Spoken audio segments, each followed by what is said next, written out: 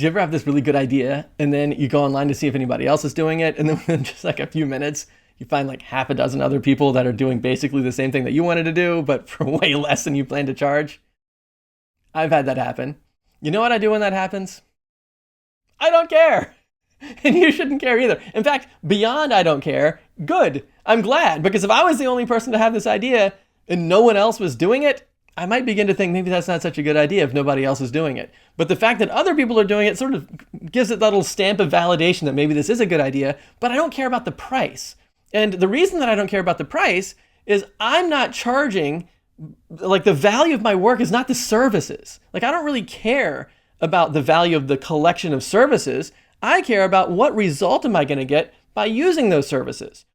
And here's another reason I don't care. My clients don't know about these other platforms. Like they're completely unaware that they exist. I'm not competing against these other platforms. Like my clients aren't saying, well, why would I work for you when I could go work with these other cheaper places? And you know why they don't care about, or they don't know about the other platforms? They're not looking for the platforms. You know why they're not looking for the platforms? They don't want to do it themselves. They don't want to sign up for a do-it-yourself kind of platform. They don't want to build their own Wix website. They don't want to learn these marketing tools and how to set up a CRM. They don't want to do all that stuff. They want me to do that stuff so that they can do their thing and I can worry about the marketing side of their business for them. So like even if they did know about these other businesses, they still wouldn't sign up for them because they're not offering the thing that they want. They've provided the tools, but they're not offering to do anything. They're just saying, hey, I'm going to give you access to all these tools. It would be like, why would you hire a mechanic when you could just go and spend $100 on a toolbox or whatever? Or why would I spend $1,500 hiring somebody to paint my office when I could just go to Lowe's and get a couple of buckets of paint for like $100? Or why would I go get LASIK eye surgery when I've seen laser pointers for $16 at Walmart? Why can't I shine those in my eyes, right? It's like you have to know how to do that stuff, right? You can't just buy tools and hope for the best. It's crazy, right? And so the value is not the tools. The value is knowing which tools are appropriate for the task and then actually being able to use the tools to get the results that people want. And then another reason is there's no magic bullet service. Like, am I the only one who knows about email marketing? Are you the only one who knows about SEO? Or are we the only people that know about Google Ads? Right? It's like, no, everybody knows about that. So why is it surprising when someone else is doing it? Right? And the whole point that I'm trying to make is the services themselves barely matter. The thing that really matters is how am I going to use the services for the types of clients that I intend to be working with so that they get the outcome that they're counting on me for. That's the whole thing. Here's an example. We've talked about this before. I spend like all of my summers in this little town called Louisetta. It's right in the northern neck of Virginia. So like when you're standing out on the pier and you look kind of to the left, you see Maryland. You see Point Lookout. And if you look beyond that, you're looking into the Chesapeake Bay. And it's probably like maybe 10 to 15 miles from where I am to like to where Maryland is. So like the river's super wide there. And then if you go out even beyond that to the bay, it's like you can't even see the other side. It's like the ocean. It's huge.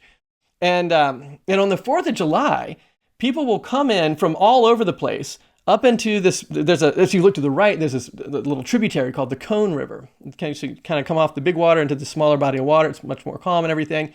And people just kind of dock their boats for a little bit and watch the fireworks on the 4th of July. It's absolutely beautiful because the marina will shoot off fireworks and there's like this community pool and they shoot off fireworks. There's people all over the place shooting off fireworks and you can see them up in the air and then you can see the reflections in the water and there's a breeze. It's beautiful. It's an awesome place to be.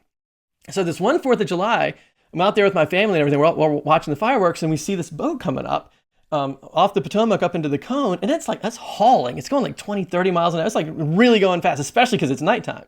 And we're thinking, I don't know if these people know what they're doing because the Cone River is not like you would think. It's not nearly as wide as the Potomac. It's probably only maybe 200 or 300 yards across, but the channel is not in the middle. The channel is like significantly on the right-hand side when you're coming in because there's this giant sandbar on the left-hand side. It has to do with the way the tides come in and everything. A lot of sand stacks up on the left-hand side of the mouth of this river. And so when you're coming in, you got to scoot your way over to the right-hand side or you're going to hit the sandbar. So we see these people coming in and they're going like right in the middle. And they're like, they've clearly have never been here before and they're going fast. And like everyone in the family, in fact, everyone in the whole cove, like everybody, all the neighbors all kind of get silent and we're like, oh my gosh, this is going to be a disaster. And it was. They hit the sandbar. The boat comes to a screeching halt. People start screaming. People are hurt. Everybody starts getting on their kayaks and canoes and jet skis and stuff to try to go help. The medevac people come in, the helicopters, it's like this huge ordeal because these guys just wrecked their boat going fast and there's no seat belts and like people were breaking their arms and it's like a huge problem. But the point is, aside from the tragedy of that, you have to learn the boat and you have to learn the river. It's not enough just to know how the boat works.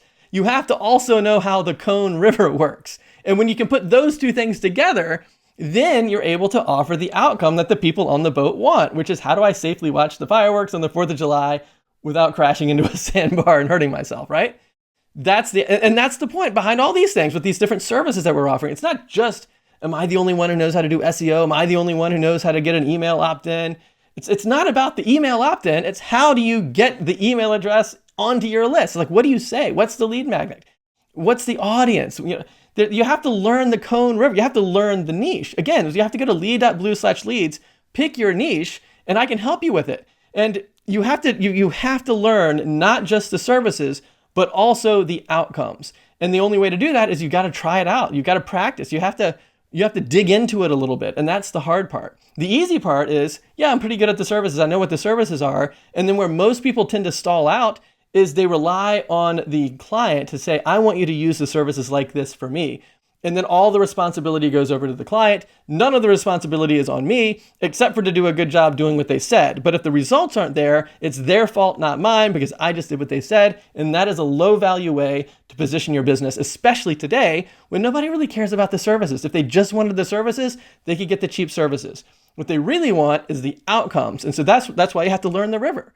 And once you learn the river, then you can say, hey, I can take you to watch the 4th of July fireworks. You're not going to crash. It's going to be safe. We're going to have a lot of fun. Or if it was in the context of this web design stuff, you could say, hey, I know how to market your health and wellness business without getting you suspended from Facebook, right? Because like if you say things about health and wellness on Facebook, it can be kind of dangerous sometimes.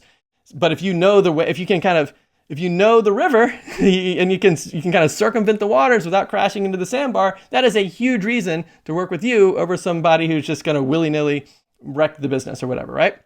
So it's not just the services, it's the value of the outcomes. So then you think, okay, well, what is it worth then? So if we're not going to charge these cheap rates for these, like a collection of do-it-yourself services, what do you actually charge? Well, take a look at this one right here, and this video right here, and I'll show you how do you calculate what it's actually worth. Check it out right there. I'll see you in a minute.